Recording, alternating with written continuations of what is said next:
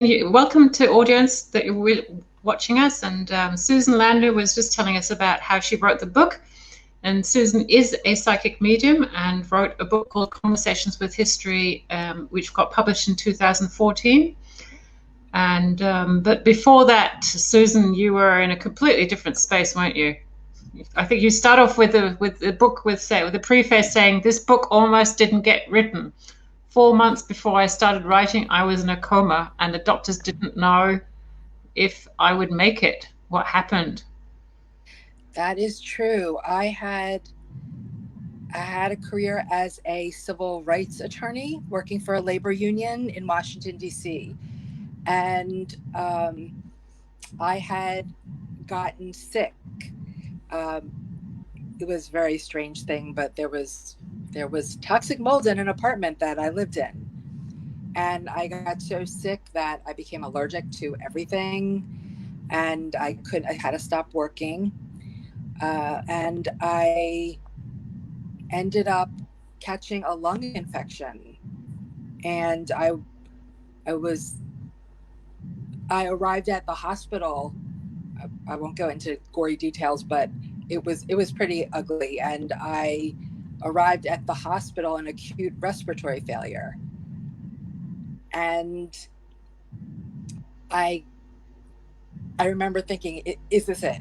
Like, is this it? Am I checking out? And again, I worked with Spirit, and they said, well, do you want to go?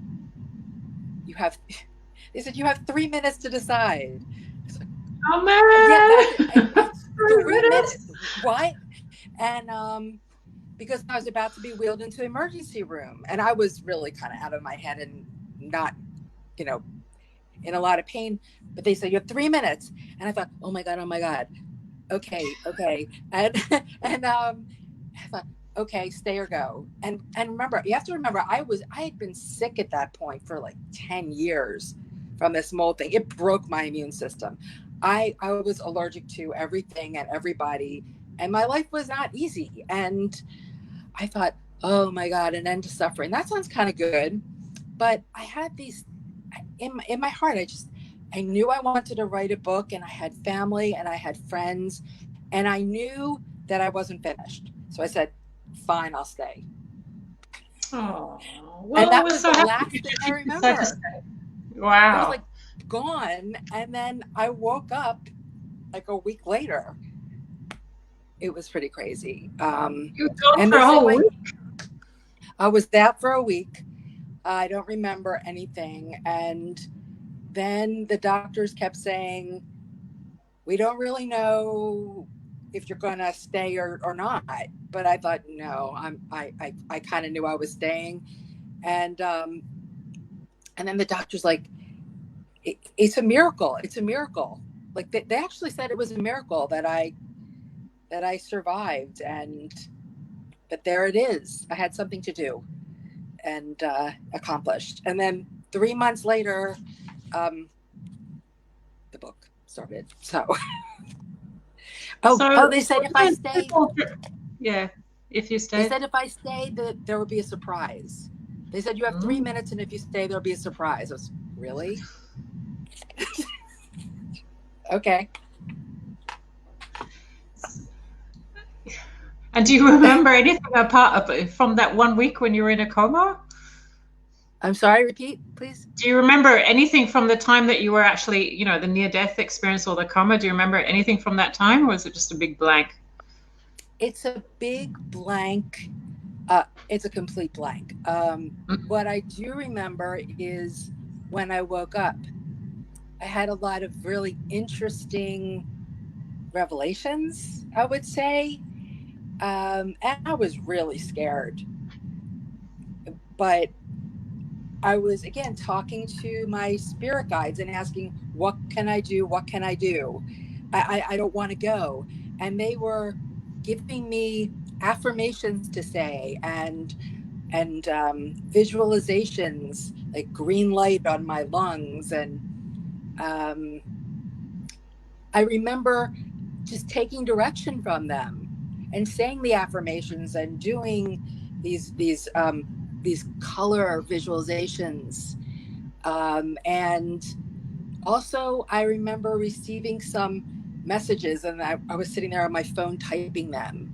I had just these visions of, it sounds really a little silly, but I I was in this space where I could see the oneness of everybody. It was a really expansive space, and I was taking down a lot of messages, and just trying to stay in the moment because anything else was too scary.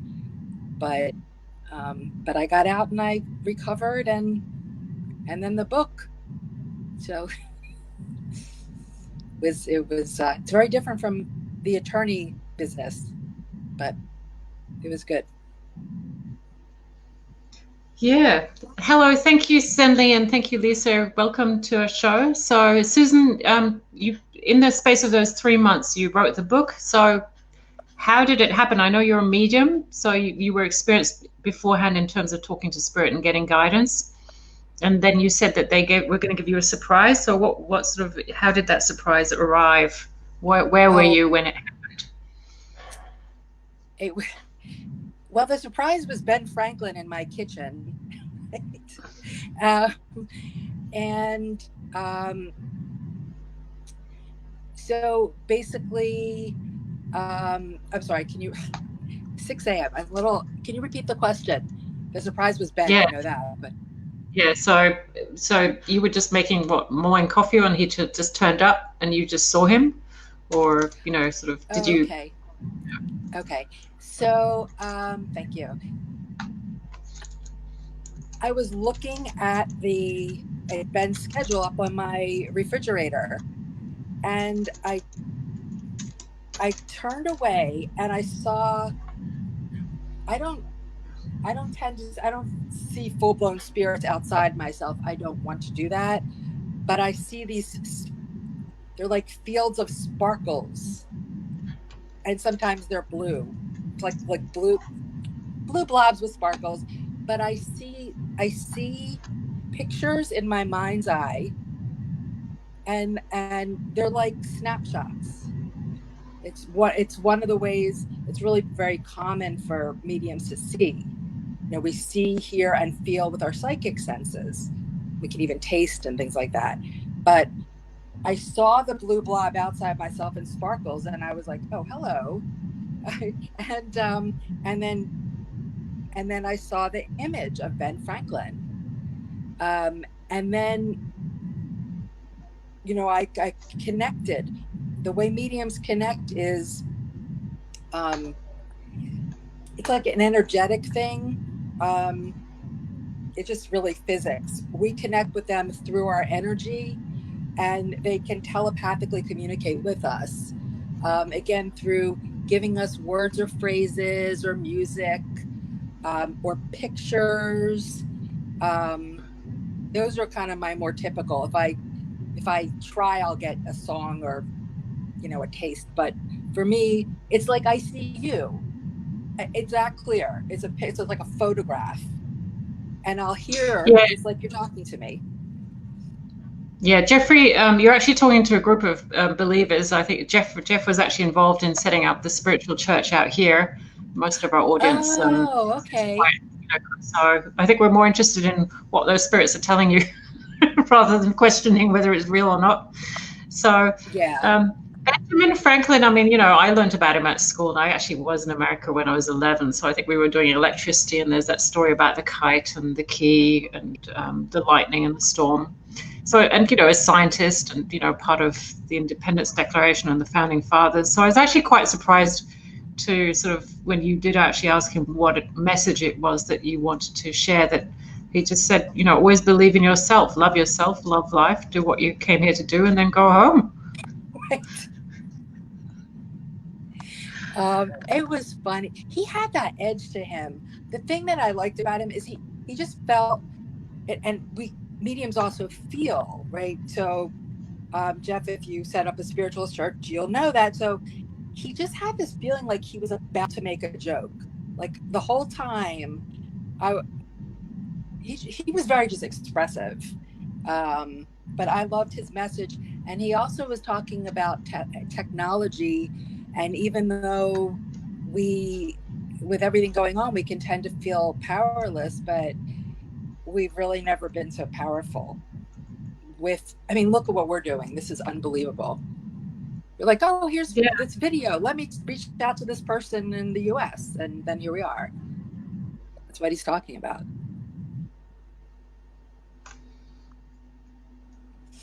Right. So here's one of 22. Was he first aircraft, right? Was he?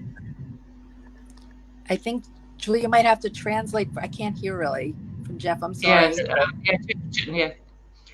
Jeff is saying he was. Yeah. Yeah, we can hear you now. Yeah, 22 characters, and he was the first one, was he? He was first. Yeah, he was first. And when I was doing this book, I had this very strong feeling that he was a driving force behind this project. It was a just project for them. So he was first, and then Andy Warhol said that he was actually the patron saint of it. He's he's just funny, and that's how he communicates. Like, oh, I know it's Ben Franklin's, but I'm the patron saint. Like, okay, but yeah, Ben. I've always felt a kinship with him. I'm from Philadelphia too, originally, so we're all kind of Philadelphians are pretty much Ben Franklin geeks, I would say, a lot of us. I grew up going to his Ben Franklin court where he lives. So there's that connection. And again, spirits are kind of like that too. Sometimes it's easier to connect with certain spirits than others. But I felt like I had a natural connection. Yeah, but you had quite an international cast, didn't you? You had had a Greek poet, and a voodoo priestess, and Gandhi, and then the German wartime photographer who photographed Hitler, and then the 16th century French seer who foresaw that Hitler Nostradamus. No, I think Nostradamus he must have been like really interesting. He was really interesting. Oh my gosh. Okay, so what is super interesting about Nostradamus, if I can find him through my tags here, let me see. He said something that I didn't really even notice till this time. Yeah, while you're looking for it, I'll just... He was talking... Okay, so he was foreseeing... I asked him, right, Nostradamus, I asked him about what does he see for the United States? But I think it doesn't just apply to the United States. In looking at this picture now, looking at this book now, he said it's going to be a great social change, prosperity, abundance, an age of Aquarius, a reaffirmation of faith, although not in a religious sense. One warning: do not move backward in time. Guns and knives are the old way. Make a choice. And the concentration of resources with the affluence and a lack of clear priorities have led to a dichotomy in your society. And then he said, until there's equal distribution of resources, there'll continue to be poverty and misery and all this. But I thought it was really interesting because the age of Aquarius is, according to astrologers at this point, December 21st this year. So I thought that was really interesting, now to read. And I also feel like, yeah, also with what's going on here with the Supreme Court and this just moved, I'm very political, but this moved back to the right. And I do feel like we're going backwards, and that's what he's talking about. Yeah, I mean, certainly, we're obviously just watching what media is showing us, but, the storming of the Parliament House in Michigan, with people taking it over with guns, it's just like, we're all goggle-eyed going, oh my gosh. It's crazy. Isn't it? It's completely crazy and really, really terrifying. Yeah. Mm. I mean, the world's gone through a different time, which was terrifying as well. And Nostradamus was a French seer and astrologer who some say predicted Hitler's rise 400 years before it happened. And in the interview, it's interesting, you say he came to you wearing a 15th century blue velvet cloak, gold trimmed light colored hose, and a mustache. But I looked at actually the Nostradamus prediction about, that people say related to Hitler, and it just sounded so real. He wrote, "With the hunger of wild beasts, they will cross the rivers. Most of the country will be against Hitler, but the great man will find himself paraded inside of a cage of iron. The German child of the Rhine will see nothing." And he predicted about dying. But when you talked about him, because it's so apocalyptical, you talked about him. You talked to him about why he channeled, because he was very busy, wasn't he? He was a doctor, a physician at a time when they were still using leeches, and Yes. he was also an astrologer, and he was also consulting the king. So the poems or the lines, they just came to him, did they? Yeah, they did, actually, and his whole life. He definitely, they're different psychic gifts, and he clearly had the psychic gift of prophecy. And he let it, he gave it its space, and fortunately for us, recorded it. But I think that's what it's kind of like with psychic abilities. I feel like pretty much most or everybody has some. It depends whether we give it free reign. Some people don't want to, and that's totally fine. Or other people develop it. For him, it's like he gave it free reign, and just especially by writing it down all the time, he just let it flow. And I think that's just really, that's the lesson from him. And we're still reading his material all these hundreds of years later. Powerful. What about you? Did you always have these psychic abilities, or did they come in only after a certain point or a certain process? That is such a great question. I look back at my childhood, and I was playing games with my guides when I was young. And this is how it would go. I can't find this. Where is it? And I would just get really quiet, and then a picture would come in my mind, and I'd go find it. But I didn't understand what I was doing at the time. I was actually using psychic abilities, but I didn't actively start to explore them until maybe when I was 40. And I started getting interested in, tarot cards and astrology and numerology, and started studying it. And then I found out I had an aptitude for it. And so I've been working with it, taking classes. And I think Jeff can appreciate this. All of my teachers, all of them have been from the spiritualist tradition. Every single one. It's quite interesting. So. Yeah, I'm jealous. I think I only met someone who could see pictures in their head when I was out here in Australia. And I think I was in my 40s, and I didn't even know it was possible. Then I'd go off to meditations. I'd be the last person to see something after half an hour of work. But that's a real gift that you have. Jeff, what are you saying? It's an easy technique. It's an easy technique. Yeah. You just ask to see the color red. If you can't see the color red, just look for a red fire engine or a red post office box, and all of a sudden, your collective memory will bring it to the forefront of your mind. You can go through all the different color spectrums, either looking for the color or look for an object that is of that color. Yeah. So once you start that connection, you'll open up that part of your mind. Yeah. Some people will actually close their eyes, but I've found that as we talk now, you can sense it right in front of you. You can actually sense something into your energy field. And animals do that. They have that ability to sense to that extent as well. I'm glad you can. Like I do this. I have to concentrate. Okay. Jeff, you teach in a development circle. That's how you. Well, actually, Julie used the wrong phrase there. We actually set up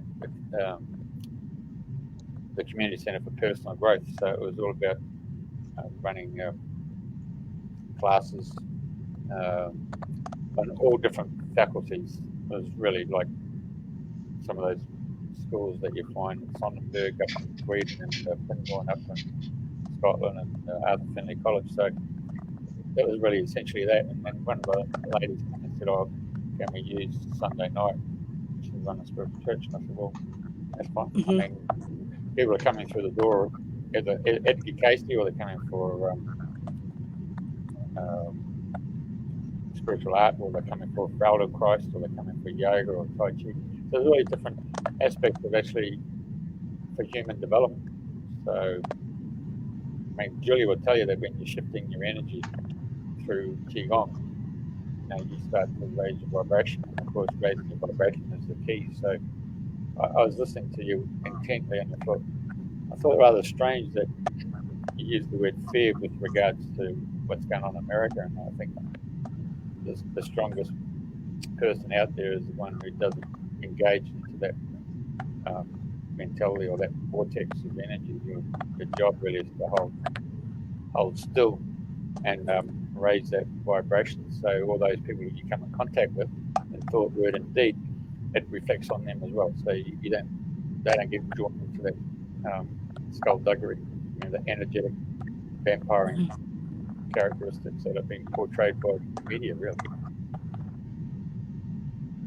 Yeah, it's wow.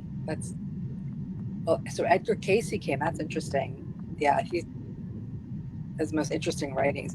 But yeah, it's a journey to remain above that layer of fear, and it's interesting. It was actually my birthday on Monday, and I live with my mom here in Florida.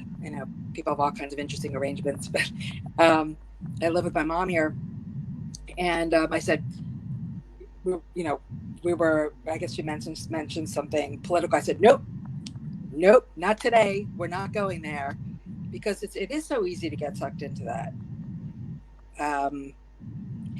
But I do have faith, and if this work has taught me anything, it's that we're all souls. Souls are eternal. This is the story of the moment. But I also realize that we need Earth to be here and learn. We cannot destroy it. So I guess it's that balance. The human versus spiritual self, the soul self versus the human brain, and the need for safety. Yeah, and that's why it's great. Sorry, Jeff. Yeah. That's why it's great that you're, communicating about it and channeling, because the people that or the souls that you're connecting to have inspired us, and we can relate to, and I guess we're slightly less sort of respectful or in awe of them than say angels or ascended masters that normally get channeled. I love, the fact that you talked to Farrah Fawcett. I mean, I grew up with the 80s and watching American TV, and she was just so, she and Patrick Swayze, they're just so alive and enjoying it. And, one of the quotes that you have from her is that she's saying Earth is a very tough place. She'd like to use it. You said that she'd like to actually, the fact that she was able to act about domestic violence and bring that to people's consciousness. And she's saying so many difficult problems and so much pain. We can all relate to that. But can't you see, this gives us so much opportunity to act and to be one of the people who actually make change. So, Susan, are you typing? Because I can hear the typing coming through. Yeah, I don't know who's typing. Yeah. Yeah. You interviewed quite a few people who were, who did, stand up and say in the middle of turmoil, and exploitation of other souls, and said no. Yeah, and I think that's, well, it's one of the reasons that these folks are famous, I guess, because they followed their passion. and they acted. They acted in the moment, when it was important. But I agree with you. I thought it was interesting with Farah. Oh my gosh, her energy is so beautiful. It still is, and I think I mentioned in the book there were some spirits. They would come and we would do the interview, and they would go pretty much. They didn't hang around. They shouldn't, and that's not the way. Mediums need to live on Earth, and kind of a normal life. But Farah, I did not want her to go. I remember she's just sunny. I can't explain it any other way, and I've loved her energy. But it made me kind of sad too, because she really did she had a hard life in a way. And like you said, when I had asked her, what was her purpose here? What was her plan? I know that's something you do, like the life between life planning. She said it's to make people aware of domestic violence and difficult relationships. It's really interesting. And you think Farrah Fawcett, she's a star, but no, her job was to actually do something different, and the stardom was a vehicle to allow her to fulfill her life path, which she did, and that's why we still know her. Interesting. Yeah. Well, like Farrah, sorry, Jeff. I think every hairdresser had to produce her style of hair, didn't it? It was her fashion statement. Right. She had that hair. She's beautiful. Yeah, she was just beautiful. Just as Farrah was the heartthrob for the boys, I think Patrick Swayze that you interviewed is the heartthrob for the girls. So what? Yes. He actually quite recently. I haven't actually read that chapter yet. Can you tell us what was he like? Oh, I loved him. It's funny because people ask, do you still talk to them?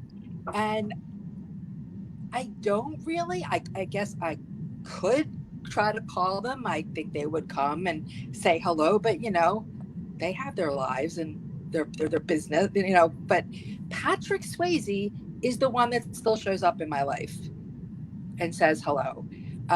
He was really fun to talk to. He is charismatic, but in a really nice way. He's like the charming boy next door. And he was so in love with his wife, and he's still in love with her. And he has this quote, and he's like, heaven, he talks about his life on the other side. And he said, heaven is wonderful. He called it, heaven, but he said it's wonderful. And, but basically that he's waiting for her, that he'll never be 100% happy until she's with him.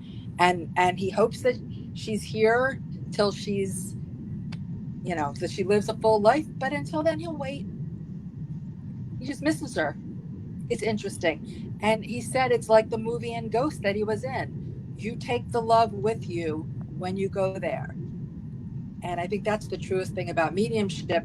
That's the reason spirits come back to talk with you, famous or not, because they love you and there's still that connection. I just want to say something. You mentioned when you had your, what would you call it, your near-death experience. Mm-hmm. Would you say that was the U-turn? That was a turning point in your life? Absolutely. I thought that when I got sick from the mold, that was the turning point, and it was a big turning point. But the big turning point was, am I going to stay or am I going to go? Oh, I'm staying. Well, you know what? I better get to it because I'm here for a reason. And it was kind of like that. Yeah, I just made the decision. Yeah. So when that, just want to get the chronological order here. when you're doing your legal stuff and your fraternity, being a lawyer, Yes. that this particular experience then put that legal fraternity to one side, and then you made this journey where you're currently talking to us today. Is that the principle of the near-death experience? When I got sick, I could no longer do that job. So it's that saying that when one door opens, another closes, another one opens. I was knocked out of that job. I mean, I tried to hang on to it because I'm pretty tenacious that way, but it was gone. I couldn't do it anymore. I was too sick. And then I spent years just kind of trying to figure out what my life was supposed to be. But at that point, I'd become interested in the psychic world, and it started reading a lot about the psychic world, reading about the other side. I started to go to some groups. And then I started to lead some groups, psychic development groups. So it's kind of this like, okay, you're done. Life just said, you're done that other job. You can't do it anymore. What are you going to do now? And I was like, but I'm Susan, the Washington Union lawyer. That's my job. And it's like, no, you aren't anymore. What are you going to do? So it's like, they just literally within 2 weeks, I couldn't do it anymore. It was very jarring. Yeah. So, but it worked out.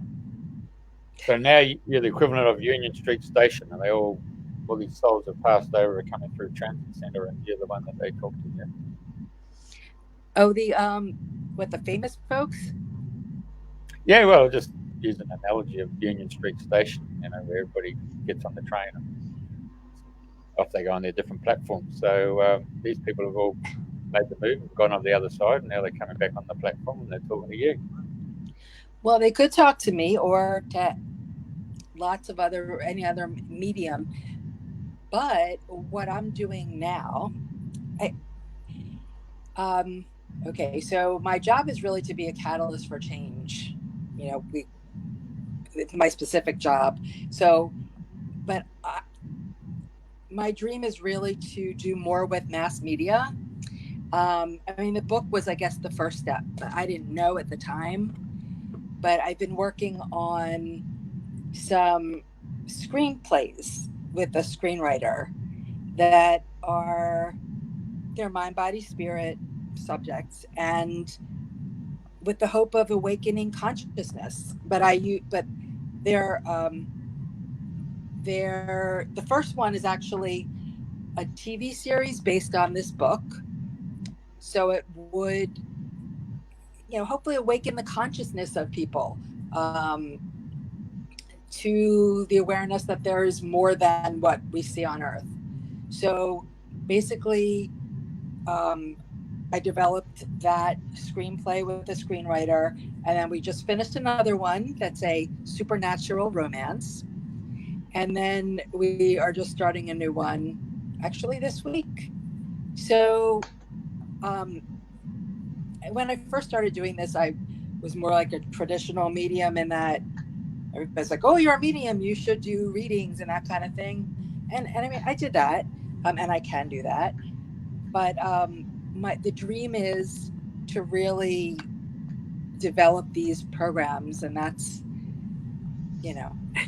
that's what I want to work toward. But I'm still practicing mediumship. I sit in a development circle every week because practicing, there's a reason people are called practicing mediums, because you got to practice all the time. It's like a muscle, right? I mean, Jeff knows this. You can't just kind of not do it, because you have to just keep that flowing, keep working with it. I take it you ask for a car park every time you get in the car? I'm sorry, I didn't hear that. I take it every time you get in the car, you ask for a car park? Oh, pretty much, yeah. You're practicing all the time asking for a car park. Well, hey, spirit guides can be helpful for all kinds of things. I remember I had a friend that would say, "There's abundance in this universe, and there's abundance in the form of a parking space for me." Right? And she had this parking angel hanging in her car. Right? Yes. Yeah. Well, one of our listeners, Lisa Water, Stanley Wang's just said she's bought Susan's book called Kindle and she can't wait to read it. So thank you, Stanley, for your support. It really is interesting. Thank you, Lisa. I've been looking and I've been watching people come through. That's so nice. It's really nice to see you. Thank you very much. Thanks for coming in. Yeah, this is so fun. I'm so glad you reached out. Take it to another conversation here. One, because it's modern, is you mentioned Steve Jobs, and I think for a lot of people on this planet, the technological advances that were put into our global lifestyle. What did he have to say? Oh, he was really interesting. He was the only spirit that I was intimidated by. It's funny. That you were intimidated or were not intimidated by? I was. You were intimidated by what? Because he's so intelligent, cerebral. He really is. Like, his spirit was really fierce. Yeah. Not in a bad way, but I was like, oh my God. It was kind of like, I guess I would say I was intimidated by Einstein because I know, like, physics was not my thing, and he was trying to talk about physics concepts, but and being able to like transcend time, and like, really, okay. But Steve Jobs was he had this fierce intelligence, and he loved innovation so much. He's just I don't know, he's next level. I don't know how else to describe him, but I have my favorite tag here. Okay, let's see.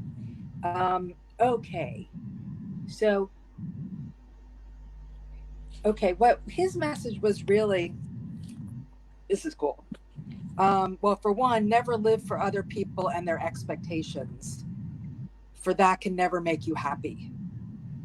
He said, you are your most important person, your VIP. And then he starts talking about what I'll just call manifestation. A lot of these folks, they didn't say, I did manifestation, but he'll say, picture the best future you can imagine, set that vision into place, and then go for it. Do not be deterred. In the world you live in, there is unlimited abundance and potential for you to have success. If you can dream it, you can be it, and you can have it. Don't give up on your dream. So he's saying, and somewhere else in here he said, I let creativity have its freedom and didn't limit it, and it grew and grew. He's basically saying it's manifestation. In here he said he asked the questions.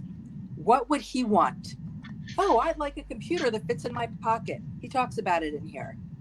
And of course, now the computer that fits in your pocket, that's how we're connecting through my iPhone. I mean, he literally changed the lives and trajectory of humanity because he wanted a computer that fit in his pocket, right? So, yeah, and actually, I think that's what you mentioned about Nostradamus, because he said he deplored the fact that when he was a doctor in the 16th century and, he saw himself more as a healer, but, in those days, he was saying, each time they would have to sort of learn for themselves and start from scratch, whereas now we have information at the tip of our fingers. So we don't have to, sort of reinvent the wheel. So humanity actually has all that information to serve us. And he was really enjoying what Steve Jobs obviously helped implement. So I can see why they're on a team. that is so true, Julia. There were different themes that emerged. There were like the social justice people, and environmental, and the innovators, that kind of the great thinkers, and but yeah, every piece. When I started writing this, when they started writing it, I was just the secretary, but I all of a sudden realized that each piece had a message. And that was the point. But they don't like knock you over the head with it. It's subtle. And, they're short pieces and you can kind of read one at a time. And, but I found it pretty enjoyable. This was my favorite Steve Jobs quote, Jeff. Even though, like I said, I was a little intimidated by Steve Jobs, I got the feeling he really enjoyed the conversation. And I said, I got the feeling you really enjoyed this conversation. Because the book, by the way, is an interview format.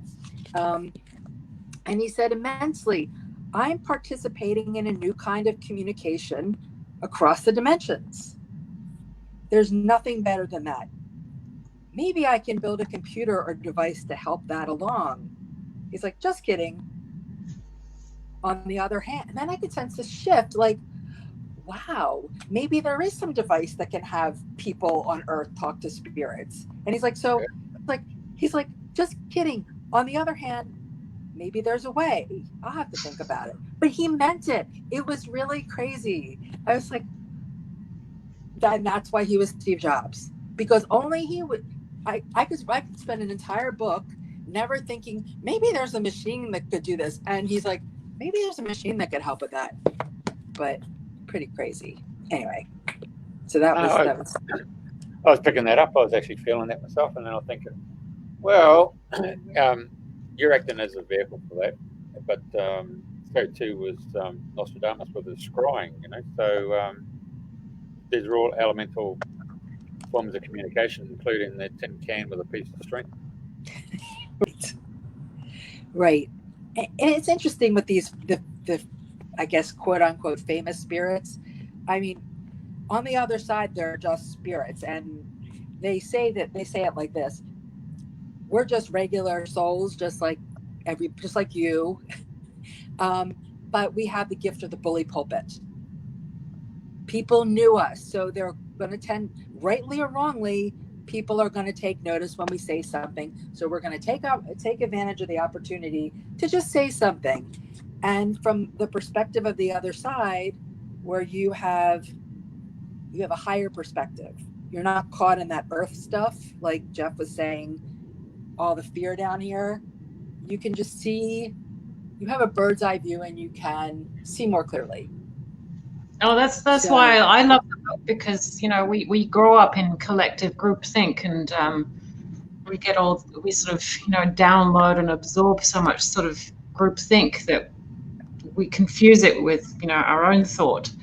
So just reading sort of some of the philosophers, or the civil rights spot, the deep thinkers, the Einstein, who could think for themselves, and who we know now sort of are still interested in what's going on this plane, and can not just sort of see the physical, but all the energetic stuff that's going on. I find it really interesting, and thank you for providing us that opportunity to get their insights just by downloading a book from Kindle for not very much money. It really helps if you want to shift your life and your thinking, and you sort of like the people, the celebrities and the philosophers and the thinkers and the inventors who've been featured in here, get this book. So you're welcome. One of the people that I featured in terms of like Steve Jobs, but probably gave us the car, was Henry Ford, and he's still inspiring a lot of people with his methods. How did he come across to you? He kind of, I remember he kind of, I think I said, kind of barked at me. He was, yeah, I mean, he actually had a lot to say. But again, let me pull up, see if I stuck any tags in here. I marked this thing up. Okay.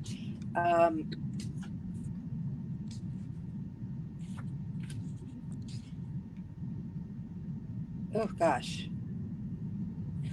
I had underlined this passage. It's so funny. You talked about the cars, and the one passage I have from him is he's talking about the other side.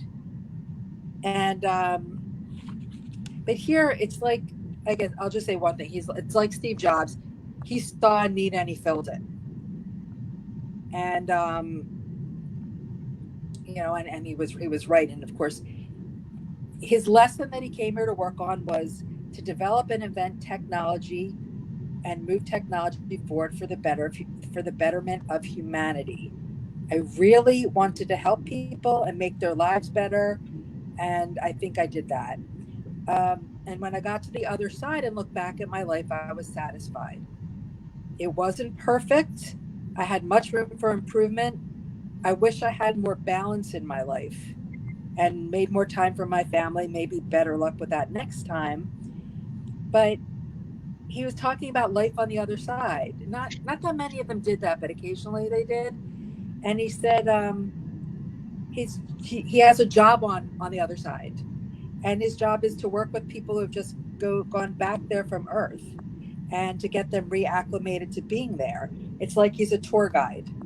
It's fun for me, he said, to see their eyes light up as they reimagine and remember the possibilities of being limitless beings. All of that potential. It's easy to forget that when you're in the confines of an earth body. But it's truly paradise on the other side. It is where hate ends and possibilities begin. Mm. I love it. Yeah, tick the box on that one. Mm-hmm. There was like, in this book, when they would say things like that, I'd be like, oh my God. Like I'd be just channeling it, writing, and I'd go, oh my God. And they say these incredible things. And they still blow me away, like just blow me away. So, again. So just an interesting point you brought up there. I just want to explore it. Mm-hmm. Have any of them actually said what actually happened when they passed over? Just like in the movie Ghost, how Patrick Swayze's there and the light turns up and he says, I've got to go. He feels that pull. Have they actually come to explain what actually happened when they made that transition from this physical mortal body and went across into that ethereal realm, that other dimension? They actually explained who was there and how they got taken around as a tour guide and showed where they're going to be hanging out? Has anybody actually come through to tell you that? They didn't. They didn't talk about the transition process. Do they go and eat again and eat food like they normally do here and go and sleep and have a shower and all that stuff like we have done physically here? I mean, there's actually I've just got the page open, Jeff, here with FD Frederick Douglass. So Susan asked, "What is your typical day like? Are you working on any projects?" And remember, Frederick Douglass was a slave originally, and then he advised Abraham Lincoln on abolition and fought for that. So he says, "I enjoy my friends and family here. I'm in the peace group, along with Abby Hoffman and others who are collaborating on this project. I enjoy creating. I'm an artist at heart, and I like painting, drawing, and use of color. It relaxes me. Also, I like to tell stories with my art." And then she asked him, "Are you planning to come back to Earth?" "Not anytime soon. It's a bit too much of a cruel world right now, and I don't want to engage with that. I can do more good up here."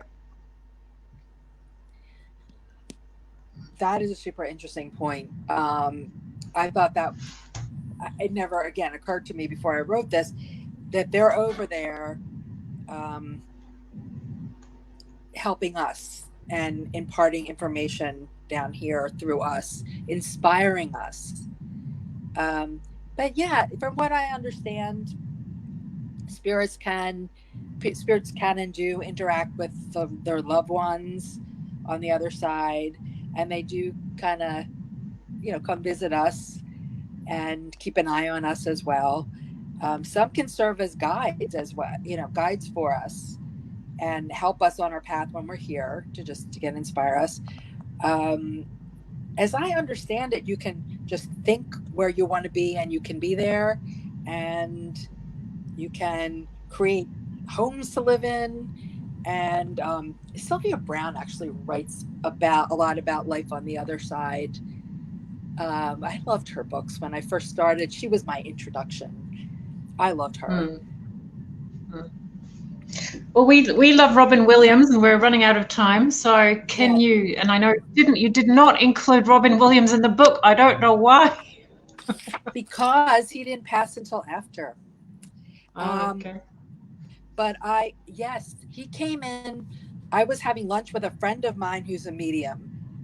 That's good fun. Two mediums having lunch. That's asking for it. And we just started talking about Robin Williams, and there he was. And actually, my friend Glenn channeled a lot of it, and then I was picking up on it and channeling too, and wrote it. And part of that interview is on the Hay House site on healyourlife.com. If you type in Susan Lander, you'll see there's some pieces I have in there, including pieces of the Robin Williams interview. One of the things I'll actually read to you that really touched my heart. People ask about the suicide, right? And he said, "The way I passed is irrelevant. I lived and laughed and cried a lot too." He said, like the Parent Trap, I got caught up in the illusion trap in the story. But that's so often the case when you're human. A pill doesn't fix things, the heart does. Like Bounty, the quicker picker-upper. Feel good about your life. Say, I am blessed because you are. I had many wonderful years, so you can't say my life was a suicide. And that's where I leave the conversation. I made people laugh. I loved the people in my life and had rich, full relationships with them. That was not a suicide. I left the earth instead with love. Chills. Yeah. That was Robin. So yes, you can see more on the Hay House Heal Your Life site if you'd like to read more of the interview. And there's some other interviews that I did in there. And there's celebrities' top tips. There's some, quotes out of there. Celebrities' top tips for, for helping you along on your life here. So, but yeah, that's such a good resource. We can, especially if you're working in a field that you need some advice from a professional. You can reach out. It doesn't matter whether you're an artist or an actor or a civil rights worker or a legal professional or a philosopher or a doctor. You could, there's always that's a really good resource to provide, Susan. Yeah. So feel free to check that out. And also, if you don't mind, I have a Facebook page, and it would be it said Susan Lander Author. Facebook.com at Susan Lander / Susan Lander Author. Thank you. Perfect. And I'd love it if you come by, like my page, post up a lot of good stuff. And also I have Twitter at Susan B. Lander. And I also want to make a note that weirdly, this is so weird. I happen to just be on my Facebook and saw Hay House is doing a writer's workshop, their first global writer's workshop this coming weekend. It's virtual, and 20 countries are participating, and they are offering actually as contest winners. Like I won a contest that allowed me to publish this book. They're doing a UK contract, an Australia contract, and a US contract. So the way these conferences work is you actually participate for the weekend, and then you can put in a book proposal, and then out of that they choose, and you get a book deal. And it was a $10,000 advance. It's amazing. I mean, people win. They win every year. So if anybody is interested, I just thought it was so weird that this week is like, the director of Hay House Australia happened to do this video. I thought, oh, that's funny because I'm doing the interview, and just so happens there's an Australia contract. So if anyone's watching that wants to write a book, that wants a shot. And even if you don't, the value of these writers' workshops are you learn how to do a book proposal, you learn about the publishing industry, and by the time you're done, if you put the time in and do the proposal, you can pitch it. Even if you don't win with Hay House, you have the document ready to pitch other agents, places, publishers. Of course, you can self-publish these days. It's easy, pretty easy, and lots of opportunities now to get your message out. And that's, I think, what it's all about now, to just raise the consciousness and awaken humanity. We need all of you. We need the light workers. I've got two fellows that I would like you to talk about. First one is Mr. Walt Disney. Because what I grasp from all these 22 people, even though we haven't got to them all, is the power of imagination, which is what Einstein talked about. So Walt Disney had a dream as well, whether it's Disneyland, Disney World, and revealing the old story that you can actually communicate with animals as a very potent communication link. What did Walt Disney have to say when he came through? I'm sorry, Jeff. I'm having a hard time hearing. You were saying communicate with animals? Well, Walt Disney, his whole philosophy was about bringing the cartoons to life, and the component of that was the connection with how animals communicated with each other, and also how they communicated with humans. When that wasn't really a desired thing here in the Western world, communicating with them. That is interesting. Again, I'm just kind of having a hard time hearing, but I mean, we just saw animals as food stock, Mm-hmm. We just saw Jeff's saying that Walt Disney changed the way that we view animals, because obviously in the animation, the animals were often spirit guides, or they were there when the kids were lonely, and Bambi. Everybody remembers Bambi, so that's what the impression that Jeff is getting in terms. But he's interested to hear what your impression of was with Walt and what he wanted to communicate as part of this team that worked with you. Thank you. That is so interesting. That the concept that Disney animals are guides, it's 100% correct. But I really love that drawing the connection between point A and point B there. It's right, of course. And I love Disney, and I fortunately live only 3 hours from Disney World. Yes. But this is hilarious. Here's my Disney cup, because I am a Disney geek. But yes, Disney was all about the magic, and he talked about how he really developed it for his children. And let's see, I said, what inspired you to build Disneyland and Disney World? He said, my children. And it grew from there. And let's see. He was interesting. He felt like he had the wonder of a child. I mean, he was definitely a grown-up, but he felt like the impression. And again, as a medium, and again, Jeff as a doing that work, the feeling is important. And he felt like in him was this little boy, but he certainly had the ability to manifest. And this is what I loved about him. And again, it's one of these things I just suddenly realized when I read it this time. He said, people give me lots of credit for being a pioneer, but the truth is we all have huge potential. We can all be pioneers. If you choose not to do something, the only one standing in your way is you. And he said, I'm not saying everyone comes to Earth to build a huge corporation. Some do and some don't. But I'm saying, find what you're good at. what you're passionate about and do it. That is the key to great success. That is where your power lies. Once you're working in your sweet spot, doing what you love, there's no better feeling.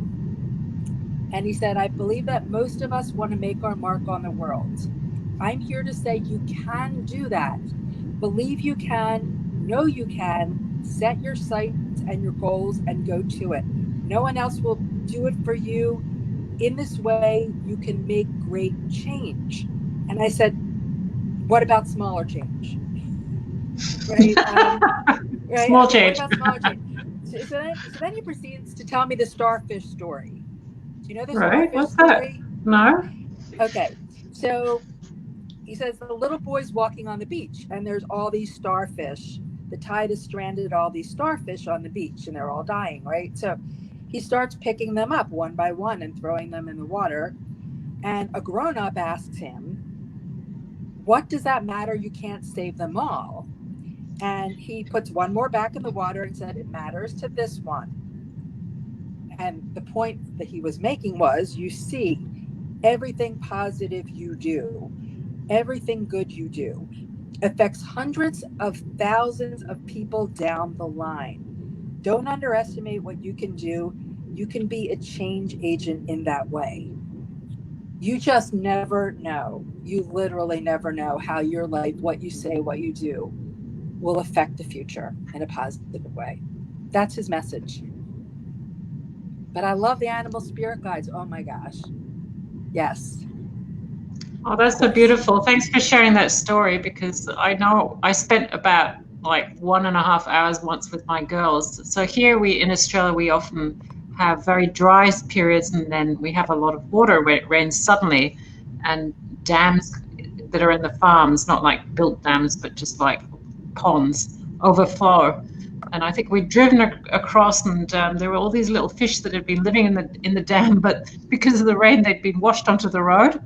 So we got out and we picked up these little fish that were that size, minnows or something. We were putting them back in the lake for about 1.5 hours. So Well, it's yeah. my There you go. That's amazing. I love that. So, do these guys ever talk about being in toxic relationships and how to extrapolate themselves out of toxic relationships to keep living their dream? That would be the Farrah Fawcett. Farrah talked about that. Because I was actually feeling we're going to direct our conversation towards Gandhi, because Gandhi, he had a major issue there with the British in India, and he was using peaceful methods to accomplish his requirements. And of course, they have the untouchable caste.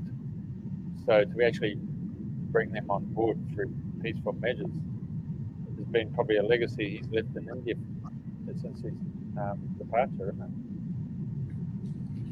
it? For Gandhi? Yeah. I mean, he was really in a relationship. I mean, he had a caste system and he had the British. Well, Gandhi talked about, Gandhi, he talked a lot, actually. I should go back and read it. I mean, he kind of was rapid fire talking. And he talked, we actually had to do a lot of cutting down, or it would have been like a lot of the book. But, I just opened to it. Okay, then.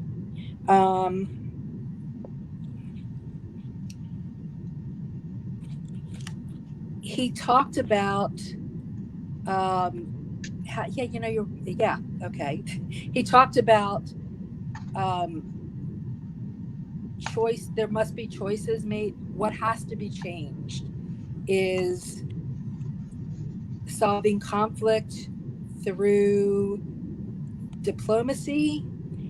He talked about war as destroying both the invaders and the invaded. He talked about, I'm hearing what you're saying, and my impression, he talked about war and how war really is pitting brother against brother and how we're all related. On the other side, again, I'm really hearing what you're saying. He's talking about how we're all brothers and sisters. From his perspective, he sees that. And love, he said, love is everything. Love is all there is.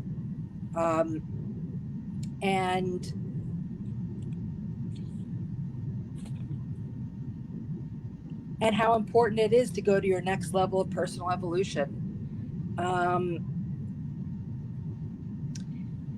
Grow and learn, transcend what you think your limits are.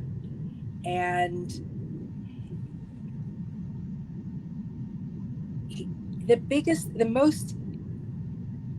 I think my favorite quote in the book was this. It's about divinity. He says, sometimes it's easier to see the divinity in others, but know that you can only do that because you're divine too. Got it. Understand. I really love that. And I think, to your question, I think he has just definitely a higher perspective now. And just, he said, power is not the end, but the means for great social change and the evolution and advancement of mankind. And that's what he's talking about. I asked him, does he have advice to offer to our leaders? He said, please work together and change the world.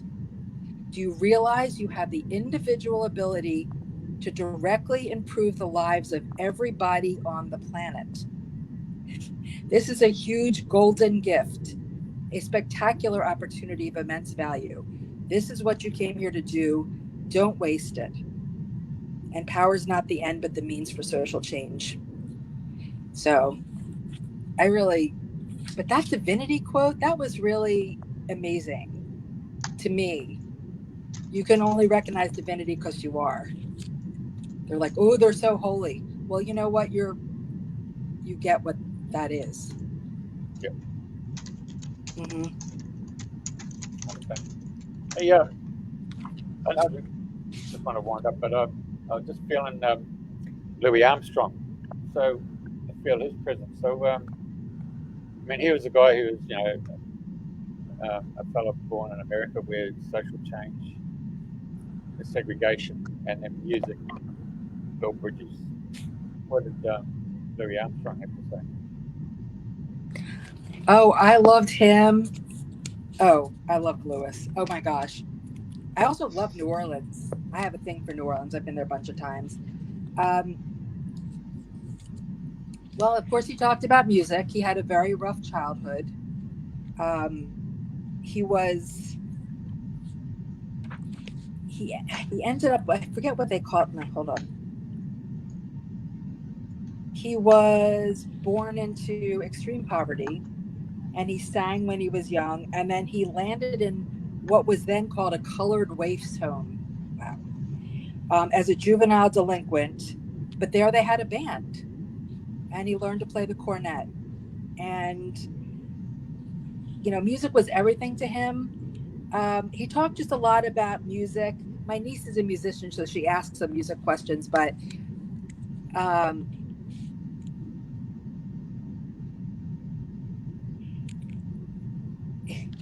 one of my favorite quotes is, it doesn't matter what others say because people will always have something to say. It's not very musical, but it's true. And it's one thing that stops people from exploring their spirituality and maybe their psychic gifts too, because they're afraid of what other people are going to say and react. But he actually addresses that. It doesn't matter what others say because people will always have something to say. And he said, let's see, I asked about his childhood, and I said, you want to talk about it? And he said, not really. It's ancient history. Long gone. I prefer to be happy. I choose to be happy. When I think of my lifetime, it's all about my music. It's what people remember and what I remember, and it lives on and stays with me, even though I left Earth and I'm speaking to you from the other side. The hard lessons from Earth, such as ill health, tough families, and even poverty, don't follow you to the other side. You may remember them, but what you remember are the good things you created. Your success, your accomplishments, they speak to who you are. You aren't your circumstances, your family, your fights, your aches or pains. Sometimes things seem dark, but these times are transitory. They can't follow you to the other side. When you look back at your life from the other side, it's all about what you did, what you learned, and when you got things right. That's what sticks with you. Just be you, be happy. It's a choice. Don't listen to anyone else's criticism of your music or art. God is in you. Find it and express it. You'll know it when you're in that place making that special music. That was the secret to my success, and it can be yours too. So your uniqueness, his big message, and this is throughout the book. Your uniqueness and your originality is what makes you special, and it's the secret to your success. And never try to do things to make other happy, or don't limit yourself to make other people happy, because they'll never make you happy, and they're just walking their own path too. That's all. Very good. So What do you think, Julia? Well, amen. Amen.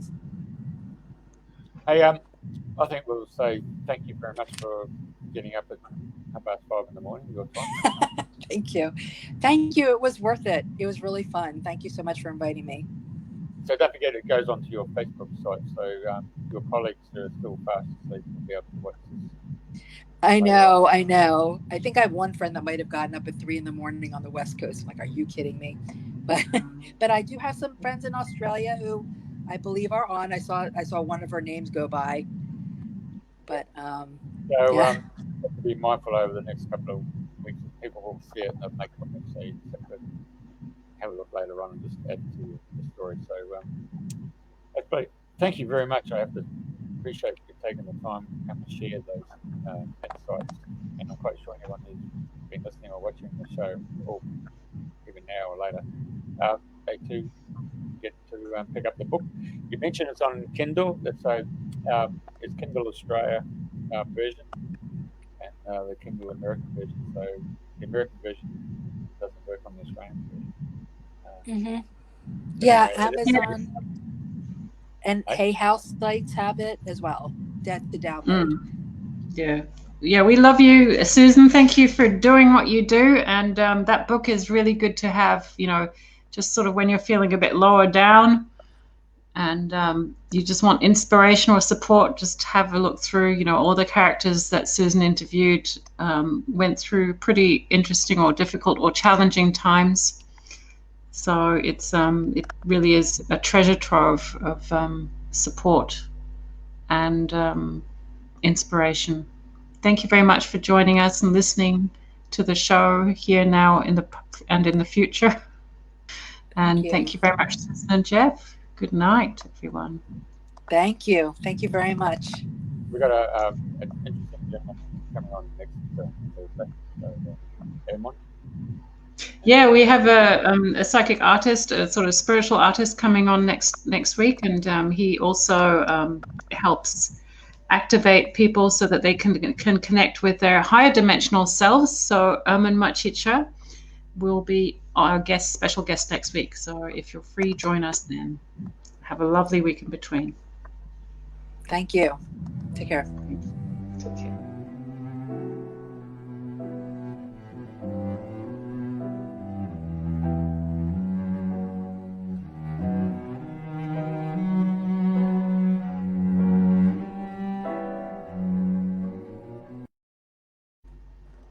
There you go. Thank you, Susan. Oh,